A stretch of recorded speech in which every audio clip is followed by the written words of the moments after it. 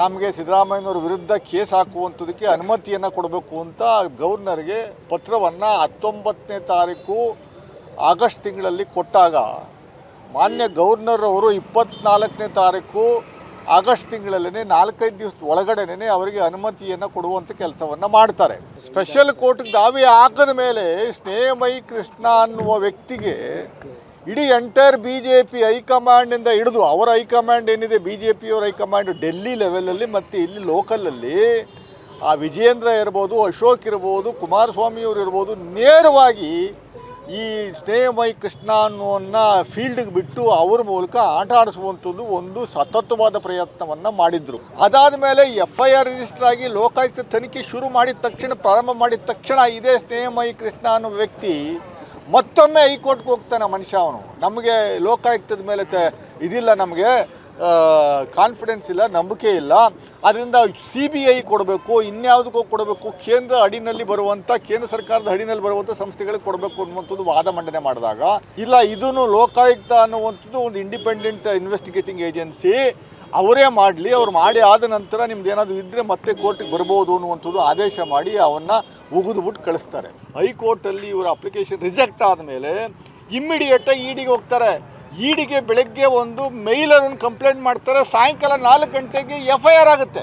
44 ಕೇಸ್ಗಳಿರುವಂಥ ಒಬ್ಬ ಕ್ರಿಮಿನಲ್ ಹಿನ್ನೆಲೆ ಉಳ್ಳಿರುವಂಥ ಒಬ್ಬ ವ್ಯಕ್ತಿ ಒಂದು ಮೇಲಲ್ಲೇ ಒಂದು ಕಂಪ್ಲೇಂಟ್ ಲಾಡ್ಜ್ ಮಾಡಿದ್ರೆ ಚೀಫ್ ಮಿನಿಸ್ಟರ್ ವಿರುದ್ಧ ಯಾರು ಯದುವೀರ್ ಅನ್ನೋರನ್ನ ಪಾಪ ಗೆಲ್ಲಿಸಿದ್ರು.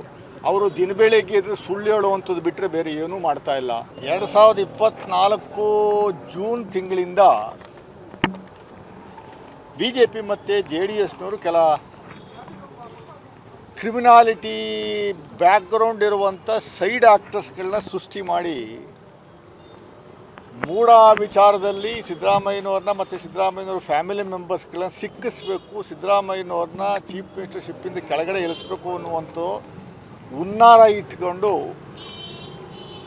ಏನು ಅವರು ಜಮೀನನ್ನು 3 ಎಕರೆ 16 ಕುಂಟೆ ಜಮೀನು ಮೂಡಾದವರು ಕೆಸರೆ ಸರ್ವೆ ನಂಬರ್ 464ರಲ್ಲಿ ಅವರು ತಿಳಿಸ್ದೇನೆ ಇಲ್ಲಿಗಲ್ಲಾಗಿ ಅಕ್ವೈರ್ ಮಾಡ್ಕೊಂಡಿದ್ದಂಥದ್ದಕ್ಕೆ ಪರ್ಯಾಯವಾಗಿ ಪರಿಹಾರ ರೂಪದಲ್ಲಿ 14 ಸೈಟ್ಗಳನ್ನು ಅವರು ಎಲ್ಲಿ ಸಿಗುತ್ತೋ ಅಲ್ಲಿ ಕೊಡುವಂಥ ಕೆಲಸವನ್ನು ಮಾಡಿದ್ದ ವಿರುದ್ಧ ಇದರಲ್ಲಿ ಸಿದ್ದರಾಮಯ್ಯನವರು ಇನ್ಫ್ಲೂಯೆನ್ಸ್ ಮಾಡಿದ್ದಾರೆ, ಸಿದ್ದರಾಮಯ್ಯನವರು ಪ್ರಭಾವ ಬೀರಿದ್ದಾರೆ. 14 ಸೈಟ್ಗಳ ಬೆಲೆ 56 ಕೋಟಿ ಅಂತ ಸುಳ್ಳುಗಳನ್ನು ಸೃಷ್ಟಿಸಿ ಸ್ನೇಹಮಯಿ ಕೃಷ್ಣ ಮತ್ತು TJ ಅಬ್ರಾಮ್ ಮತ್ತು ಪ್ರದೀಪ್ ಕುಮಾರ್ JDS ಮುಖಂಡರು 3 ಜನರು ಸೇರಿ ಗವರ್ನರ್ಗೆ ಆಗಸ್ಟ್ 19 ತಾರೀಕು ಒಂದು ಮನವಿಯನ್ನು ಕೊಡ್ತಾರೆ. ಪ್ರಾಸಿಕ್ಯೂಷನ್ಗೆ under 17A prevention of corruption act ಅಡಿನಲ್ಲಿ ನಮಗೆ ಸಿದ್ದರಾಮಯ್ಯನವ್ರ ವಿರುದ್ಧ ಕೇಸ್ ಹಾಕುವಂಥದ್ದಕ್ಕೆ ಅನುಮತಿಯನ್ನು ಕೊಡಬೇಕು ಅಂತ ಗವರ್ನರ್ಗೆ ಪತ್ರವನ್ನು 19ನೇ ತಾರೀಕು ಆಗಸ್ಟ್ ತಿಂಗಳಲ್ಲಿ ಕೊಟ್ಟಾಗ ಮಾನ್ಯ ಗವರ್ನರ್ ಅವರು 24ನೇ ತಾರೀಕು ಆಗಸ್ಟ್ ತಿಂಗಳಲ್ಲೇ 4-5 ದಿವಸ ಒಳಗಡೆನೇ ಅವರಿಗೆ ಅನುಮತಿಯನ್ನು ಕೊಡುವಂಥ ಕೆಲಸವನ್ನು ಮಾಡ್ತಾರೆ. ಅನುಮತಿ ಕೊಟ್ಟಾದ ಮೇಲೆ ಸ್ಪೆಷಲ್ ಕೋರ್ಟು ರೆಪ್ರೆಸೆಂಟೇಟಿವ್ಸ್ಗೆ ಜನಪ್ರತಿನಿಧಿಗಳ ಸಮಸ್ಯೆಗಳ ಬಗ್ಗೆ ಇತ್ಯರ್ಥ ಮಾಡುವಂಥ ಹಿನ್ನೆಲೆಯಲ್ಲಿ ಒಂದು ಸ್ಪೆಷಲ್ ಕೋರ್ಟ್ ಇದೆ. ಆ ಸ್ಪೆಷಲ್ ಕೋರ್ಟ್ಗೆ ಇವರು ದಾವೆಯನ್ನು ಹಾಕ್ತಾರೆ. ಸ್ಪೆಷಲ್ ಕೋರ್ಟ್ಗೆ ದಾವೆ ಹಾಕಿದ ಮೇಲೆ ಸ್ನೇಹಮಯಿ ಕೃಷ್ಣ ಅನ್ನುವ ವ್ಯಕ್ತಿಗೆ ಇಡೀ ಎಂಟೈರ್ BJP ಹೈಕಮಾಂಡಿಂದ ಹಿಡಿದು ಅವರ ಹೈಕಮಾಂಡ್ ಏನಿದೆ BJP ಅವರ ಹೈಕಮಾಂಡ್ ಡೆಲ್ಲಿ ಲೆವೆಲಲ್ಲಿ ಮತ್ತು ಇಲ್ಲಿ ಲೋಕಲಲ್ಲಿ ಆ ವಿಜಯೇಂದ್ರ ಇರ್ಬೋದು, ಅಶೋಕ್ ಇರ್ಬೋದು, ಕುಮಾರಸ್ವಾಮಿಯವರು ಇರ್ಬೋದು, ನೇರವಾಗಿ ಈ ಸ್ನೇಹಮಯಿ ಕೃಷ್ಣ ಅನ್ನೋನ್ನ ಫೀಲ್ಡ್ಗೆ ಬಿಟ್ಟು ಅವ್ರ ಮೂಲಕ ಆಟ ಆಡಿಸುವಂಥದ್ದು ಒಂದು ಸತತವಾದ ಪ್ರಯತ್ನವನ್ನು ಮಾಡಿದರು. ಸ್ಪೆಷಲ್ ಕೋರ್ಟಲ್ಲಿ ತನಿಖೆ ವಿಚಾರದಲ್ಲಿ ತನಿಖೆ ಆರಂಭಗೊಂಡ ನಂತರವೇ ಇಮ್ಮಿಡಿಯೇಟಾಗಿ ಮತ್ತೆ ಅವರು ಸೆಪ್ಟೆಂಬರ್ ತಿಂಗಳಲ್ಲಿ ಹೈಕೋರ್ಟ್ಗೆ ಹೋಗ್ತಾರೆ. ಹೈಕೋರ್ಟ್ಗೆ ಹೋಗಿ ನಮಗೆ ಇಮ್ಮಿಡಿಯೇಟಾಗಿ ಪ್ರಾಸಿಕ್ಯೂಷನ್ಗೆ ಅರೆಸ್ಟ್ ಮಾಡಬೇಕು, ಇವ್ರನ್ನ ಅಧಿಕಾರದ ಕೆಳಗಡೆ ಇಳಿಸ್ಬೇಕು ಅನ್ನುವಂಥ ದೃಷ್ಟಿನಲ್ಲಿ ಆರ್ಗ್ಯುಮೆಂಟ್ಗಳು ಆಗುವಂಥ ಸಂದರ್ಭದಲ್ಲಿ ಬಹಳ ಲೀಡಿಂಗ್ ಅಡ್ವೊಕೇಟ್ಸ್ ಸುಪ್ರೀಂ ಕೋರ್ಟಲ್ಲಿ ಲೀಡಿಂಗ್ ಅಡ್ವೊಕೇಟ್ಸ್ 4-5 ಜನನ ಕರೆಸಿ ಆರ್ಗ್ಯುಮೆಂಟ್ ಮಾಡುವಂಥದ್ದು ನಾವು ಕಂಡ್ವಿ. ಹೈಕೋರ್ಟು ಇದರಲ್ಲಿ ಯಾವುದೇ ಉರುಳಿಲ್ಲ. ಈಗಾಗಲೇ ಅವರು ಸ್ಪೆಷಲ್ ಕೋರ್ಟ್ ಮುಂದ್ಗಡೆ ಹೋಗಿರೋದ್ರಿಂದ ನಾವು ಸ್ಪೆಷಲ್ ಕೋರ್ಟ್ಗೆ ಡೈರೆಕ್ಷನ್ಸ್ ಕೊಡ್ತೀವಿ. ಆಮೇಲೆ FIRನ ಅವರೇನು ದಾಖಲೆ ಮಾಡುವಂಥದ್ದಕ್ಕೆ ಇವರು ಕೇಳಿದ್ದಾರೆ, FIRನ ರಿಜಿಸ್ಟ್ರ್ ಮಾಡಿ ತನಿಖೆ ಮಾಡುವಂಥದ್ದಕ್ಕೆ ನಾವು ಸೂಚನೆ ಕೊಡ್ತೀವಿ ಅಂತ ಹೈಕೋರ್ಟು ಆ ಕೇಸನ್ನು ವಜಾ ಮಾಡಿ ಸ್ಪೆಷಲ್ ಕೋರ್ಟ್ಗೆ ಡೈರೆಕ್ಷನ್ ಕೊಡುವಂಥ ಕೆಲಸವನ್ನು ಮಾಡಿದ್ರು. ಸ್ಪೆಷಲ್ ಕೋರ್ಟಲ್ಲಿ ಅವರು FIRನ ರಿಜಿಸ್ಟರ್ ಮಾಡಿ ತನಿಖೆ ಮಾಡಿ ಅಂತ ಲೋಕಾಯುಕ್ತಕ್ಕೆ, ಮೈಸೂರು ಲೋಕಾಯುಕ್ತಕ್ಕೆ ಅವರು ಡೈರೆಕ್ಷನ್ ಕೊಡುವಂಥ ಕೆಲಸವನ್ನು ಮಾಡಿದ್ರು. ಅವರು ಲೋಕಾಯುಕ್ತ ತನಿಖೆ ಆಗಬೇಕು ಅನ್ನುವಂಥದ್ದು ಕೇಳಿದ್ದೇ ಸ್ನೇಹಮಯಿ ಕೃಷ್ಣ. ಅದಾದ ಮೇಲೆ FIR ರಿಜಿಸ್ಟರ್ ಆಗಿ ಲೋಕಾಯುಕ್ತ ತನಿಖೆ ಶುರು ಮಾಡಿದ ತಕ್ಷಣ, ಪ್ರಾರಂಭ ಮಾಡಿದ ತಕ್ಷಣ ಇದೇ ಸ್ನೇಹಮಯಿ ಕೃಷ್ಣ ಅನ್ನೋ ವ್ಯಕ್ತಿ ಮತ್ತೊಮ್ಮೆ ಹೈಕೋರ್ಟ್ಗೆ ಹೋಗ್ತಾನೆ ಮನುಷ್ಯ. ಅವನು ನಮಗೆ ಲೋಕಾಯುಕ್ತದ ಮೇಲೆ ಇದಿಲ್ಲ, ನಮಗೆ ಕಾನ್ಫಿಡೆನ್ಸ್ ಇಲ್ಲ, ನಂಬಿಕೆ ಇಲ್ಲ, ಅದರಿಂದ CBI ಕೊಡಬೇಕು, ಇನ್ಯಾವುದಕ್ಕೂ ಕೊಡಬೇಕು, ಕೇಂದ್ರ ಸರ್ಕಾರದ ಅಡಿನಲ್ಲಿ ಬರುವಂಥ ಸಂಸ್ಥೆಗಳಿಗೆ ಕೊಡಬೇಕು ಅನ್ನುವಂಥದ್ದು ವಾದ ಮಂಡನೆ ಮಾಡಿದಾಗ, ಇಲ್ಲ ಇದನ್ನು ಲೋಕಾಯುಕ್ತ ಅನ್ನುವಂಥದ್ದು ಒಂದು ಇಂಡಿಪೆಂಡೆಂಟ್ ಇನ್ವೆಸ್ಟಿಗೇಟಿಂಗ್ ಏಜೆನ್ಸಿ, ಅವರೇ ಮಾಡಲಿ, ಅವ್ರು ಮಾಡಿ ಆದ ನಂತರ ನಿಮ್ದು ಏನಾದರೂ ಇದ್ದರೆ ಮತ್ತೆ ಕೋರ್ಟಿಗೆ ಬರ್ಬೋದು ಅನ್ನುವಂಥದ್ದು ಆದೇಶ ಮಾಡಿ ಅವನ್ನ ಉಗಿದುಬಿಟ್ಟು ಕಳಿಸ್ತಾರೆ. ಅದಾದ ಮೇಲೆ ಲೋಕಾಯುಕ್ತ ಅವರು ತನಿಖೆ ಮಾಡ್ತಾರೆ. ಒಂದು ಇದರಲ್ಲಿ ಯಾವುದೇ ಉರುಳಿಲ್ಲ ಅಂತ ಗೊತ್ತಾದ ಮೇಲೆ ಲೋಕಾಯುಕ್ತ ಪ್ರಾಮಾಣಿಕವಾಗಿ ಸಿದ್ದರಾಮಯ್ಯನವ್ರ ಆದಿಯಾಗಿ ಕರೆಸಿ ಎನ್ಕ್ವೈರಿ ಮಾಡಿ ತನಿಖೆ ಮಾಡಿ ಫೆಬ್ರವರಿ 2025ರಲ್ಲಿ ಅವರು ಸ್ಪೆಷಲ್ ಕೋರ್ಟ್ಗೆ ಒಂದು ರಿಪೋರ್ಟನ್ನು ಸಬ್ಮಿಟ್ ಮಾಡ್ತಾರೆ. ಆ ರಿಪೋರ್ಟಲ್ಲಿ ಈ 4 ಜನ, ಸಿದ್ದರಾಮಯ್ಯ ಸಾಹೇಬರು, ಅವ್ರ ಮಿಸಸ್ ಪಾರ್ವತಿ ಮೇಡಮ್ ಅವರು, ದೇವರಾಜ್ ಅವರು, ಅವರ ಬಾಮೈದ ಮಲ್ಲಿಕಾರ್ಜುನ ಸ್ವಾಮಿ, 4 ಜನ ಅಕ್ಯೂಸ್ ನಂಬರ್ 1, 2, 3, 4 ಅಂತ ಏನು ಅವ್ರು ನಮೂದನೆ ಮಾಡಿದರು. 4 ಜನದ್ದು ಯಾವುದೇ ಪಾತ್ರ ಇಲ್ಲ, ಇದರಲ್ಲಿ ಯಾವುದೇ ಉರುಳಿಲ್ಲ, ಇದು ಯಾವುದೇ ಇಲ್ಲಿಗಲಾಟಿ ಇಲ್ಲ, ಯಾವುದೇ ಕರಪ್ಷನ್ ಇದರಲ್ಲಿ ಆಗಿಲ್ಲ ಅನ್ನುವಂಥದ್ದು ಹೇಳಿ ಆದಮೇಲೆ ಅವರು ರಿಪೋರ್ಟನ್ನು ಲೋಕಾಯುಕ್ತದವರು ತನಿಖೆ ಆದಮೇಲೆ ರಿಪೋರ್ಟನ್ನು ಸಲ್ಲಿಕೆ ಮಾಡ್ತಾರೆ ಸ್ಪೆಷಲ್ ಕೋರ್ಟಲ್ಲಿ. ಈ ರಿಪೋರ್ಟನ್ನು ಅಕ್ಸೆಪ್ಟ್ ಮಾಡ್ಕೊಂಡ್ರು ರಿಪೋರ್ಟನ್ನು ಮತ್ತೆ ಹೈಕೋರ್ಟ್ಗೆ, ಮತ್ತೆ ಸ್ಪೆಷಲ್ ಕೋರ್ಟಲ್ಲಿ ಇವರು ಒಂದು ಅರ್ಜಿ ಹಾಕ್ತಾರೆ. ಸ್ನೇಹಮಯಿ ಕೃಷ್ಣರವರು ಲೋಕಾಯುಕ್ತ ಕೊಟ್ಟಿರುವಂಥ ರಿಪೋರ್ಟು ಅದು ಸರಿ ಇಲ್ಲ, ಸಮಂಜಸವಾಗಿಲ್ಲ, ಇದು ಇನ್ಫ್ಲೂಯೆನ್ಸ್ ಆಧಾರದ ಮೇಲೆ ಕೂಡಿರುವಂಥ ಒಂದು ರಿಪೋರ್ಟು, ಇದನ್ನು ಪರಿಗಣಿಸಬಾರ್ದು ಅಂತ. ಅದಾದಮೇಲೆ ಕೋರ್ಟಲ್ಲಿ ಅವ್ರ ಲಾಯರು ನಮ್ಮ ಕಡೆ ಲಾಯರ್ಗೂ ವಾದ ಪ್ರತಿವಾದ ಆಲಿಸಿ ಆದಮೇಲೆ ನಿನ್ನೆ ದಿವಸ 28ನೇ ತಾರೀಕು ಬಹಳ ಸ್ಪಷ್ಟವಾದಂಥ ಒಂದು ಆದೇಶವನ್ನು ಹೈಕೋರ್ಟು ಇಂಟರಿಮ್ ಆದೇಶವನ್ನು ನೀಡಿದ್ದಾರೆ. ಇದು ಪೂರ್ತಿ ಪ್ರಮಾಣದ ಜಡ್ಜ್ಮೆಂಟು ಇನ್ನೂ ಅಪ್ಲೋಡ್ ಆಗಿಲ್ಲ.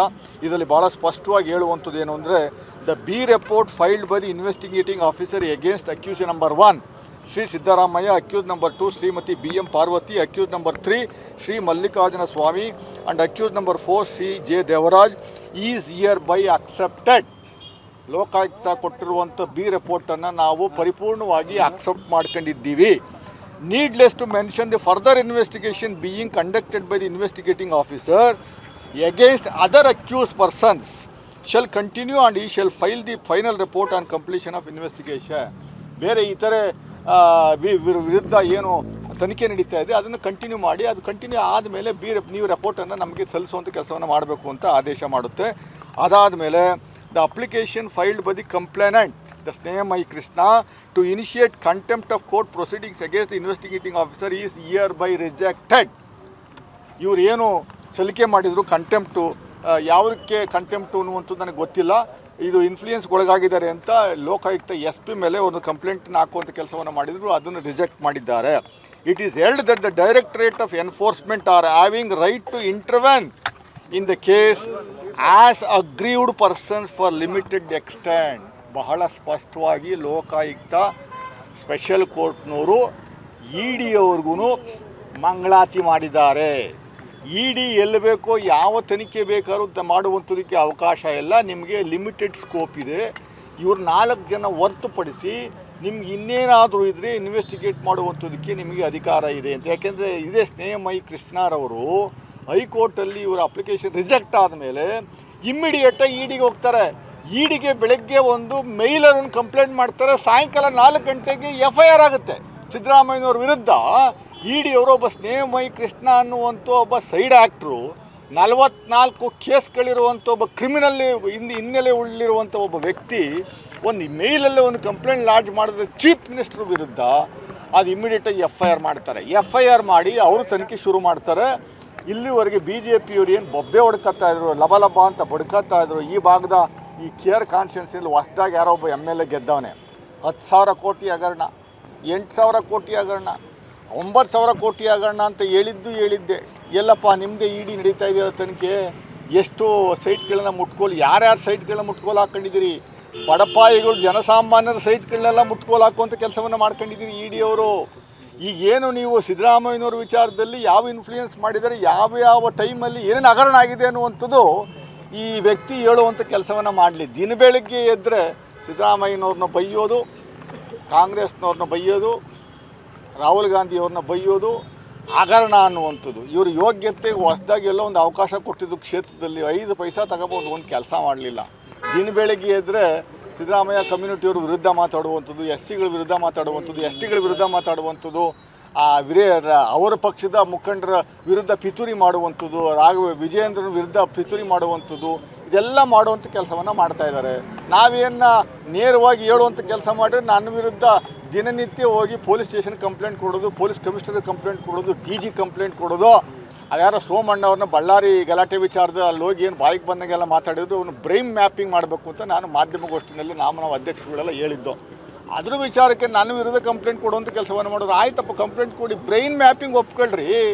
ಬ್ರೈನ್ ಮ್ಯಾಪಿಂಗ್ ಅನ್ನುವಂಥದ್ದು ಈ ಶ್ರೀವತ್ಸನ್ ವಿರುದ್ಧನೂ ಆಗಬೇಕು. ನಾನು ಮುಖ್ಯಮಂತ್ರಿಗಳಿಗೆ ಪತ್ರ ಬರಿತಾ ಇದ್ದೀನಿ. ಈ ಲೋಕಲ್ MLA ಏನಿದೆ ದಿನ ಬೆಳಗ್ಗೆ ಎದ್ದು ಅಶಾಂತಿ ಸೃಷ್ಟಿ ಮಾಡುವಂಥ ಕೆಲಸವನ್ನು ಏನು ಮಾಡ್ತಾ ಇದ್ದಾರೆ, ಅದ್ರ ವಿರುದ್ಧ ಒಂದು ಬ್ರೈನ್ ಮ್ಯಾಪಿಂಗ್ ಆಗಬೇಕು ಅನ್ನುವಂಥದ್ದು ನಾವು ಒತ್ತಾಯ ಮಾಡ್ತೀವಿ. ಇದು ಬಹಳ ಸ್ಪಷ್ಟವಾಗಿ ನಾನು ಇವತ್ತು ಹೇಳ್ತಾ ಇದ್ದೀನಿ ಜನಸಾಮಾನ್ಯರಿಗೆ. ಸಿದ್ದರಾಮಯ್ಯನವ್ರನ್ನ ಕೆಳಗಡೆ ಇಳಿಸಬೇಕು.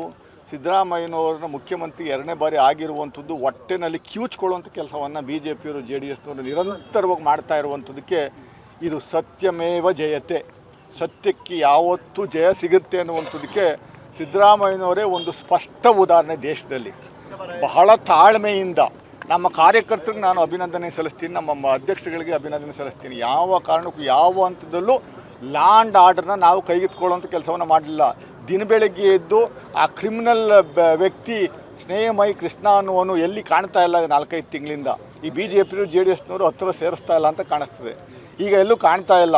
ಈಗ ನೆಕ್ಸ್ಟು ಅದೆಲ್ಲೋ ಚಾಲೆಂಜ್ ಮಾಡ್ಕೊತೀನಿ, ಇದೆಲ್ಲೋ ಚಾಲೆಂಜ್ ಮಾಡ್ಕೊತೀನಿ. ನಿಮ್ಗೆ ಆಯಿತು ಸ್ವಾಮಿ, ಒಂದೊಂದು ಇಯರಿಂಗ್ 20 ಲಕ್ಷ ಕೊಡಬೇಕಲ್ಲ ಒಬ್ಬ ಲಾಯರ್ಗೆ, ಸುಪ್ರೀಂ ಕೋರ್ಟಿಂದ ಕರೆಸಿದ್ರಲ್ಲ, ನಿಮ್ಗೆ ದುಡ್ಡು ಯಾವುದು? ಇದ್ರ ಬಗ್ಗೆ ಒಂದು ತನಿಖೆ ಆಗಲಿ, ED ಅವ್ರ ಮೂಲಕನೇ ತನಿಖೆ ಮಾಡಿಸ್ಲಿ. ಸ್ನೇಹಮಯಿ ಕೃಷ್ಣನಿಗೆ ಇಷ್ಟು ದುಡ್ಡು ಎಲ್ಲಿಂದ ಬಂತು? ಸ್ನೇಹಮಯಿ ಕೃಷ್ಣನಿಗೆ ಇಷ್ಟೊಂದು ಸಲಹೆ ಸೂಚನೆಗಳು ಕೊಡುವಂಥದ್ದು ಯಾರು ಅನ್ನುವಂಥದ್ದು ದಯಮಾಡಿ ಹೇಳಲಿ. ಇದೇ ವ್ಯಕ್ತಿಗೆ ದಯಮಾಡಿ ಸ್ನೇಹಮಯಿ ಕೃಷ್ಣ, ಬಾರಪ್ಪ ನೀನು ಹೊರಗಡೆ ಹೇಳಣ್ಣ, ಏನಾಯ್ತಣ್ಣ, ನಿನಗೆ ಯಾರು ಸಹಾಯ ಮಾಡಿದರು? ನನ್ನ ಹತ್ರ ಪಟ್ಟಿ ಇದೆ, ನಿನಗೆ ಯಾರ್ಯಾರು ಸಹಾಯ ಮಾಡಿದ್ರು, BJPಯವರು ಯಾರ್ಯಾರು JDSನವರು. ಆ ವಿನ್ಸನ್ ಮ್ಯಾನರ್ ಹೋಟ್ಲಲ್ಲಿ ಕೂರಿಸ್ಕೊಂಡು ನಿನಗೆ ಅವರ್ಸ್ ಟುಗೆದರ್ ಮೀಟಿಂಗ್ ಮಾಡಿ ರೂಮ್ಗಳು ಮಾಡಿಕೊಟ್ಟು ನಿನ್ನ ಎಲ್ಲ ತಿದ್ದಿ ತಗೊಂಬಂದು ಬಿಡುವಂಥ ಕೆಲಸವನ್ನು ಮಾಡ್ತಿದ್ರಲ್ಲಪ್ಪ. ಈಗ ಎಲ್ಲಪ್ಪ ಯಾರು ನಿನ್ನ ಹತ್ರಕ್ಕೆ ನಿನ್ನ ಸಹಾಯಕ್ಕೆ ಬರ್ತಾ ಇಲ್ವಲ್ಲ ಮಾರಾಯ? ಸುಪ್ರೀಂ ಕೋರ್ಟ್ಗೆ ಹೋಗ್ತೀಯಾ, ಹೈಕೋರ್ಟ್ಗೆ ಹೋಗ್ತೀಯಾ, ಇನ್ನೆಲ್ಲೋ ಹೋಗ್ತೀಯಾ? ಹೆಂಗೆ ನೀನು ಒಬ್ಬ ಸಾಮಾಜಿಕ ಕಾರ್ಯಕರ್ತ ಅಂತೀಯ? ನೀನು ಏನು ಕತೆ ನಿಂದು? 44 ಕೇಸ್ಗಳವಪ್ಪ ನಿನ್ನ ಮೇಲೆ. ಎಕ್ಸ್ಟ್ರಾಷನ್ ಕೇಸ್ ಇದೆ, ಮರ್ಡರ್ ಕೇಸ್ ಇದೆ, ಅಟೆಂಪ್ಟ್ ಟು ಮರ್ಡರ್ ಕೇಸ್ ಇದೆ, ಕಿಲ್ಲಿಂಗ್ ಕೇಸ್ ಇದೆ. ಇದ್ರ ಬಗ್ಗೆ ಯಾಕೆ ತನಿಖೆ ಮಾಡಲಿ? ನಾನೊಂದು ಕಂಪ್ಲೇಂಟ್ ಮಾಡಿದ್ದೀನಿ EDಗೆ, ಇವನು ವಿರುದ್ಧ ಕೇಸ್ ರಿಜಿಸ್ಟರ್ ಮಾಡಿ ಅಂತ. ಮಾಡುವಂಥ ಕೆಲಸ ಮಾಡಲೇ ಇಲ್ಲ. ಅದರಿಂದ ನಾನು ನಮ್ಮ ನ್ಯಾಯಕ್ಕೆ ತಂದ ಜಯ ಇವತ್ತು ಇಡೀ ರಾಜ್ಯಾದ್ಯಂತ ಜನಗಳು ಅರ್ಥ ಮಾಡ್ಕೋತಾ ಇದ್ದಾರೆ. BJP ಮತ್ತು JDSನವರ ಷಡ್ಯಂತ್ರ ಕುತಂತ್ರವನ್ನು ಬಹಳ ಸ್ಪಷ್ಟವಾಗಿ ಅರ್ಥ ಮಾಡ್ಕೊಂಡಿದ್ದಾರೆ. ಈ ಭಾಗದ ಹೊಸದಾಗಿ ಜನಗಳು ಮಹಾರಾಜರು ನಲ್ವಾಡಿ ಕೃಷ್ಣರಾಜ ಒಡೆಯರ್ ಅವ್ರನ್ನ ನೆನೆಸ್ಕೊಂಡು ಯಾರು ಯದುವೀರನ್ನೋರನ್ನ ಗೆಲ್ಲಿಸಿದ್ರು. ಅವರು ದಿನ ಬೆಳಗ್ಗೆ ಎದ್ದು ಸುಳ್ಳು ಹೇಳುವಂಥದ್ದು ಬಿಟ್ಟರೆ ಬೇರೆ ಏನೂ ಮಾಡ್ತಾಯಿಲ್ಲ. ಆ ಕುಶಾಲನಗರಕ್ಕೆ 15 ವರ್ಷದಿಂದ ರೈಲನ್ನ ಬಿಟ್ಟು ಈಗ ರೈಲ್ ಪ್ರಾಜೆಕ್ಟ್ನ ಇದು ವ್ಯಯಬಲ್ ಅಲ್ಲ ಅಂತ DRM ಅವರು ಮೊನ್ನೆ ನೇರವಾಗಿ ಪತ್ರವನ್ನು ಬರೆದುಬಿಟ್ಟವ್ರೆ ಕರ್ನಾಟಕ ರಾಜ್ಯ ಸರ್ಕಾರಕ್ಕೆ. 3100 ಕೋಟಿ ಇದನ್ನು ಇನ್ವೆಸ್ಟ್ ಮಾಡಿದ್ರೆ ಅದಕ್ಕೆ ರಿಟರ್ನ್ಸ್ ಬರೋಲ್ಲ, ಪ್ಯಾಸೆಂಜರೇ ಇರೋಲ್ಲ ಇಲ್ಲಿಂದ ಕುಶಾಲನಗರ ಓಕೆ. ಸೊ ಅದರಿಂದ ಇದು ರೈಲ್ವೆ ಪ್ರಾಜೆಕ್ಟು ಏನೂ ಪ್ರಯೋಜನ ಇಲ್ಲ, ಇದನ್ನು ನಾವು ಇವತ್ತಿಗೆ ನಿಲ್ಲಿಸ್ತೀವಿ ಅಂತ ಅವರು ಪತ್ರವನ್ನು ಬರೆದವ್ರೆ. ಅದಕ್ಕೆ ಈ ನಿಮ್ಮ ತಾವು ಮಾಧ್ಯಮದಲ್ಲೆಲ್ಲ ಹೋಗಿ MP ರಿಯಾಕ್ಷನ್ ಕೇಳಿದರೆ ರಾಜ್ಯ ಸರ್ಕಾರ ಸಹಕಾರ ಕೊಡಲಿಲ್ವಂತೆ. ರಾಜ್ಯ ಸರ್ಕಾರ ಹೆಂಗ್ರಿ ಸಹಕಾರ ಕೊಡ್ಬೇಕು ಹೇಳ್ರಿ? ಲ್ಯಾಂಡನ್ನ 1279 ಎಕರೆ ಜಾಗವನ್ನು ರೆಡಿ ಮಾಡಿ ಅವರು ಕೊಡುವಂಥ ಕೆಲಸವನ್ನು ಮಾಡಿದರು. ನಮ್ಮ ಮೇಲೆ ಗೂಬೆ ಕೂರಿಸುವಂಥ ಕೆಲಸವನ್ನು ಮಾಡ್ತಿರಲ್ಲ. ನೀವು 2 ವರ್ಷ ಆಯಿತು MP ಆಗಿ, 4 ಪ್ರಾಜೆಕ್ಟ್ಗೆ ಎಳ್ಳು ನೀರು ಬಿಟ್ಬಿಟ್ರ. ಒಂದು ರೈಲ್ವೆ ಪ್ರಾಜೆಕ್ಟು ಇಲ್ಲಿಂದ ಕುಶಾಲನಗರಕ್ಕೆ, ಇನ್ನೊಂದು ಯುಟಿಲಿಟಿ ಮಾಲು ಯೂನಿಟಿ ಮಾಲು 189 ಕೋಟಿ. ಅದಕ್ಕೆ ನಾವು ರಾಜ್ಯ ಸರ್ಕಾರ 40% ಕೊಡ್ತಾ ಇದೆ. ಇಡೀ ಎಂಟೈರ್ ಜಿಲ್ಲೆಗೆ ಕುಶಲ ಕರ್ಮಿಗಳಿಗೆ ಒಂದು ಅವಕಾಶ ಕೊಡುವಂಥ ಒಂದು ಜಾಗ, ಅದಕ್ಕೂ ಎಳ್ಳು ನೀರು ಬಿಡಿಸುವಂಥ ಕೆಲಸವನ್ನು ಮಾಡಿಬಿಟ್ಟು ನಮ್ಮದು ಜಾಗ ಅಂತ ಕೋರ್ಟಲ್ಲಿ ದಾವೆ ಹಾಕ್ಕೊಂಡು ಸ್ಟೇ ತಗೊಂಬಂದಿದ್ದೀರಿ. ಮೂರನೇದು ಚಾಮುಂಡಿ ಬೆಟ್ಟದಲ್ಲಿ ಪ್ರಸಾದ್ ಯೋಜನೆ, ಆ ಯೋಜನೆ ಕೊಟ್ಟಿದ್ದು ನೀವು ಕೇಂದ್ರ ಸರ್ಕಾರ, ಅದಕ್ಕೂ ಎಳ್ಳು ನೀರು ಬಿಡುವಂಥ ಕೆಲಸವನ್ನು ಮಾಡಿಸಿದ್ರಿ. ಇಡೀ ಎಲ್ಲ ಪ್ರಾಜೆಕ್ಟ್ಗಳಿಗೆ ಎಳ್ಳು ನೀರು ಬಿಡುವಂಥ ಕೆಲಸವನ್ನು ಮಾಡುವಂಥದ್ದು ಬಿಟ್ಟರೆ ಈ ಭಾಗದ ಎಂ ಪಿಗೆ ಬೇರೆ ಏನೂ ಕಾಣಿಸ್ತಾ ಇಲ್ಲ. ಹಿಂದೆ ಒಬ್ಬ ಎಂ ಪಿ ಇದ್ದ, ಪಾಪ ದಿನ ಬೆಳಗ್ಗೆ ಎದ್ದರೆ ಸುಳ್ಳು ಹೇಳ್ಕೊಂಡು ಕೋಮು ಗಲಭೆಗೆ ಪುಷ್ಟಿ ಕೊಟ್ಕೊಂಡು ಇದ್ದರು. ಈಗ ಪಾಪ ಅದೆಲ್ಲೋ ಚಾಮರಾಜ ಕಾನ್ಸ್ಟಿಟ್ಯೂನ್ಸಿಗೆ ಬಂದು ಅಲ್ಲೇ ಎಲ್ಲ ಏನು ಬಟ್ಟೆ ಬಿಚ್ಚಿ ಹಾಕೊಂಡು ಹೊಡೆದಾಡ್ಕೊಳ್ಳೋವಂಥ ಕೆಲಸವನ್ನು ನಾವು ನೋಡ್ತಾ ಇದ್ದೀವಿ. 4-5 ಜನ ಆಸ್ಪಿರೆಂಟ್ಸ್ಗಳು. ಅದಿರಲಿ, ಅದು ಮಾಡ್ತಾ ಇರಲಿ. ನಮ್ಮ MLA ಅವರು ಒಳ್ಳೆ ಕೆಲಸಗಳು ಮಾಡ್ತಾ ಇದ್ದಾರೆ. ಅದಕ್ಕೆ ಅವಕಾಶನ 100% 2028 ಕೊಡ್ತಾರೆ ಅಂತ ನಾನು ಈ ಸಂದರ್ಭದಲ್ಲಿ ಹೇಳುವಂಥದ್ದು ಇಚ್ಛೆ ಪಡ್ತೀನಿ. BJPಯವರು ಇನ್ಮೇಲಾದ್ರೂ ದಯಮಾಡಿ ನಿಮ್ಮ ಯೋಗ್ಯತೆ ಏನಾದರೂ ಇದ್ದರೆ ಒಂದಷ್ಟು ಯೋಜನೆಗಳನ್ನು ಕೇಂದ್ರದಲ್ಲಿ ತರುವಂಥ ಕೆಲಸವನ್ನು ಮಾಡಿ. ಎಂಪಿಗೆ ನಾನು ಅದನ್ನೇ ಹೇಳ್ತೀನಿ, ಕಿವಿ ಮಾತನ್ನ ದಯಮಾಡಿ. 2 ವರ್ಷ ಆಯಿತು, ಯಾವತ್ತು ₹5 ಪ್ರಾಜೆಕ್ಟ್ ಏನಾದರೂ ತಗೊಂಬರುವಂಥ ಕೆಲಸವನ್ನು ನೀವು ಮಾಡಿದ್ದೀರಾ? ಜನಗಳಿಗೆ ಹೇಳಿ, ಯಾವುದು ಇಂಥ ಕಾರ್ಯಕ್ರಮ ಕೊಟ್ಟಿದ್ದೀವಿ, ಇಂಥ ಇದನ್ನು ನಾವು ತೆಗೆದಿದ್ದೀವಿ ಅನ್ನುವಂಥದ್ದು ಹೇಳುವಂಥ ಕೆಲಸವನ್ನು ಮಾಡೋದು ಬಿಟ್ಟು ಈ ದಿನನಿತ್ಯ BJPಯವರು ಸುಳ್ಳು ಹೇಳುವಂಥ ಕೆಲಸವನ್ನು ನಿಲ್ಲಿಸಬೇಕು ಅಂತ ಹೇಳಿ ನಾನು ಇವತ್ತಿನ ಬ್ರೀಫ್ನ ಕ್ಲೋಸ್ ಮಾಡ್ತೀನಿ. Thank you.